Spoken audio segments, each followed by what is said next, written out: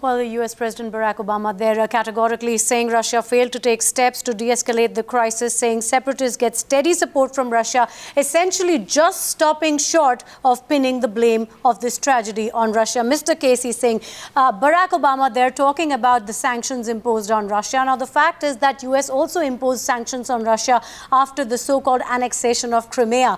That did nothing to de-escalate the crisis. So where does it go from here? And the other question that he also touched upon there, how far is Europe going to go, continental Europe, in backing these sanctions? Look, he's made a very clear presentation. He said 4 or 5 things. He said the UN Security Council has endorsed it. Now, I have not heard of that. That means Russia has not vetoed whatever the Security Council did. Secondly, he said they know that the missile was fired from the area controlled by the rebels. And the third thing he's asked for is that we need a ceasefire immediately so that the bodies can be brought out with due respect which is owed to the those who have passed away.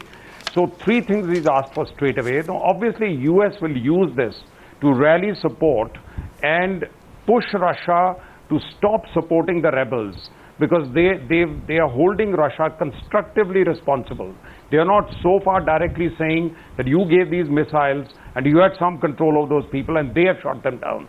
But they brought it as close to it as possible, leaving the door open to Russia to honorably withdraw so that they don't lose face, but at the same time accept an international inquiry.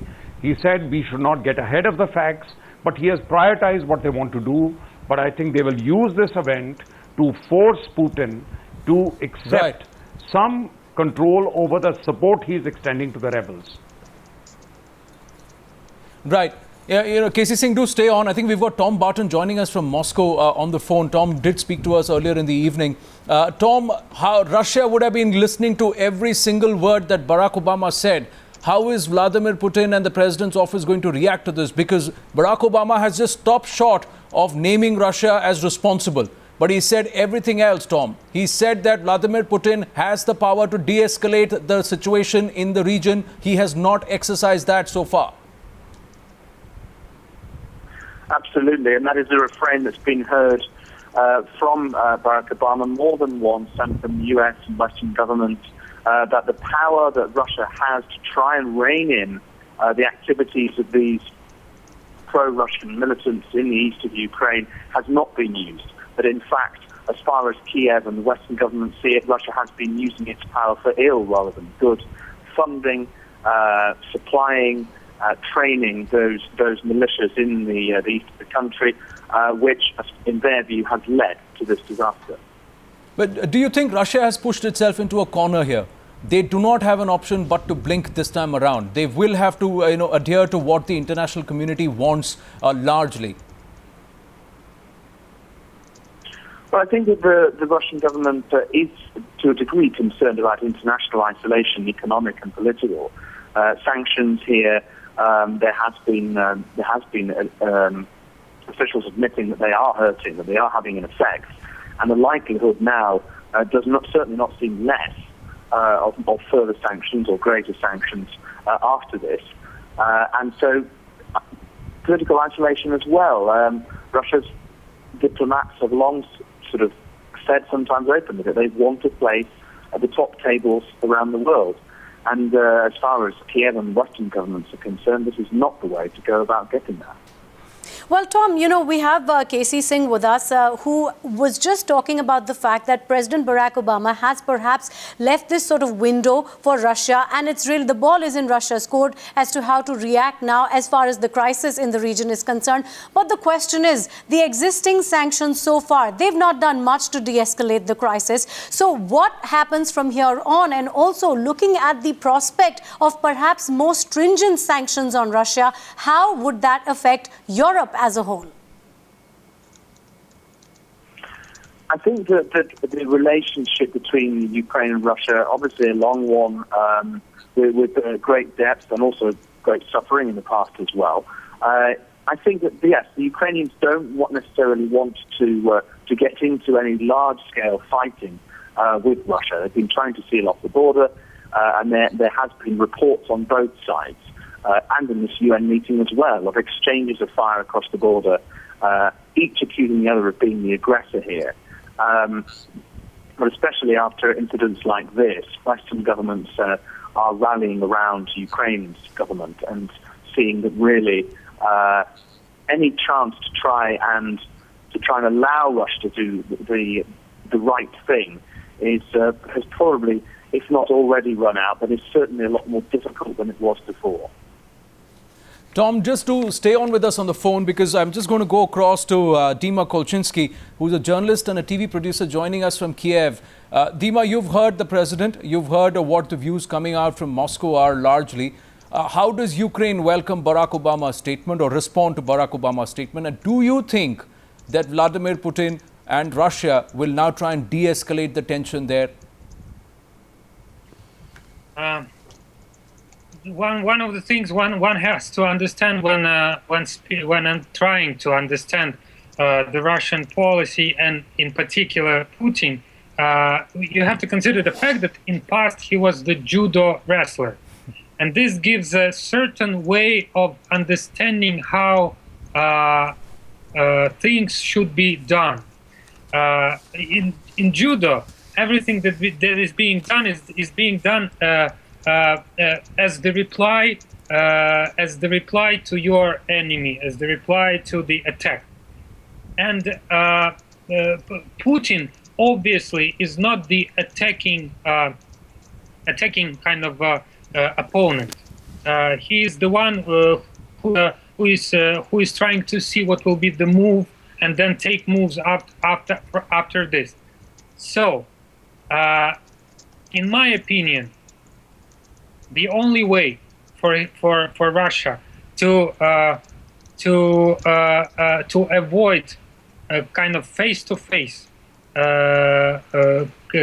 conflict, face-to-face collision with the rest of the world is obviously getting rid of those people who could be blamed for this, who were in charge of this whole situation, and obviously that's most probably the best scenario for everyone. So Dima, you're saying that you think in this scenario, perhaps what we might see is a backing off from Russia. You are saying that we might see concrete steps from Russia to de-escalate the crisis? Let's just assume, let's just imagine what will happen if they don't. That means the beginning of this Third World War. That's it. Because Ukraine is not going to give up. Ukraine, the 45 million people in Ukraine are not going to give up to someone who tries to impose willpower from the other country.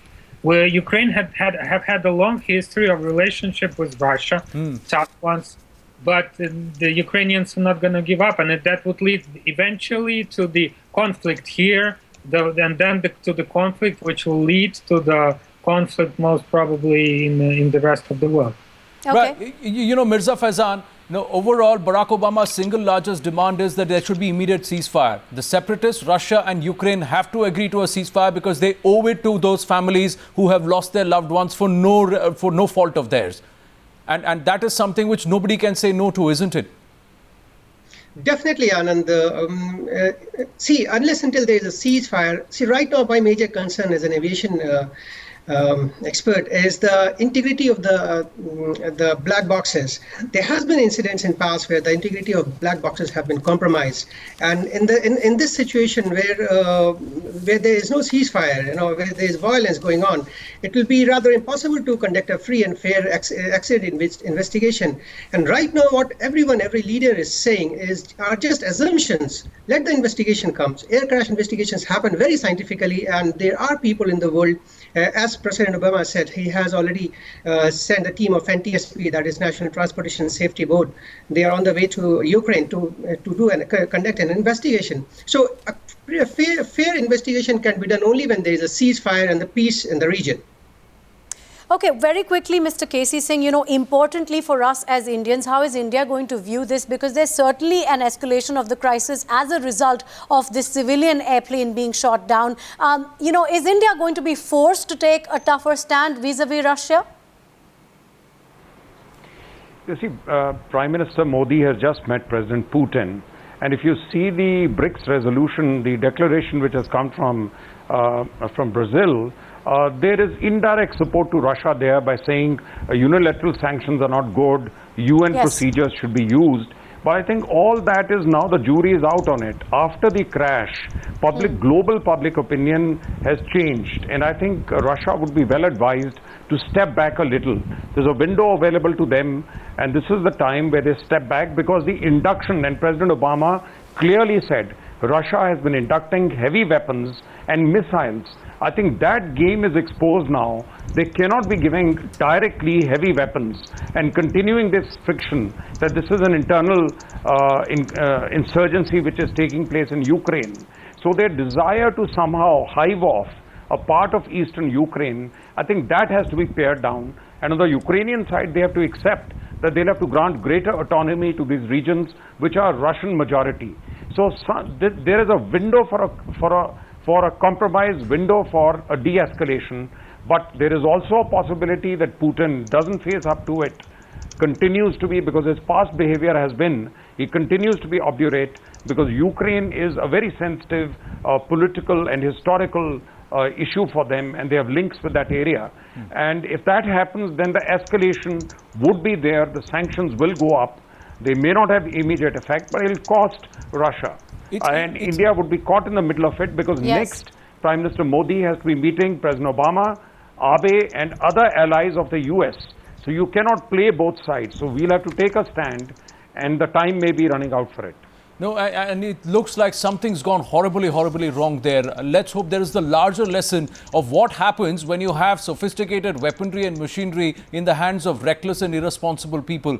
It's just disaster waiting to happen, and like it's happened, 300 people have paid with their lives for no fault of theirs. Gentlemen, thanks for joining us on this first debate here on the News Hour.